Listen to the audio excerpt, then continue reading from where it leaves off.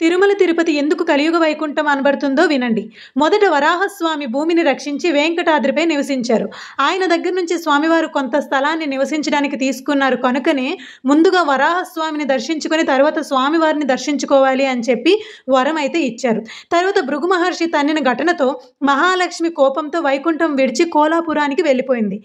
ఆ సమయంలో విష్ణువు భూమిపైకి వచ్చి వెంకటాద్రిపై శ్రీనివాసుడిగా తపస్సు చేశారు. ఇక్కడ చోళ వంశానికి చెందిన అక్షరరాజు కుమార్తె పద్మావతి దేవి జన్మించింది. ఆమె మహాలక్ష్మి అవతారం. శ్రీనివాసుడు ఆమెను వివాహం చేసుకున్నారు. ఆ మహా వివాహానికి కావాల్సిన ధనం కోసం స్వామి కుబేర స్వామి వద్ద అప్పు తీసుకున్నారు. అప్పు తీర్చే వరకు తిరుమలలోనే ఉంటానని, భక్తులు చేసే హుండీ సమర్పణల ద్వారా ఆ అప్పు తీర్చుతానని ప్రతిజ్ఞ చేశారు స్వామివారు. కొంతకాలానికి మహాలక్ష్మి కోపం కూడా చల్లారింది. ఆమె కూడా తిరిగి వెంకటాద్రికి వచ్చి స్వామివారి ఎడం వైపు శాశ్వతంగా స్థిరపడింది. అందుకే గర్భగృహంలో ఉన్న మూర్తి శ్రీ వెంకటేశ్వరుడు మహాలక్ష్మి సహితుడు.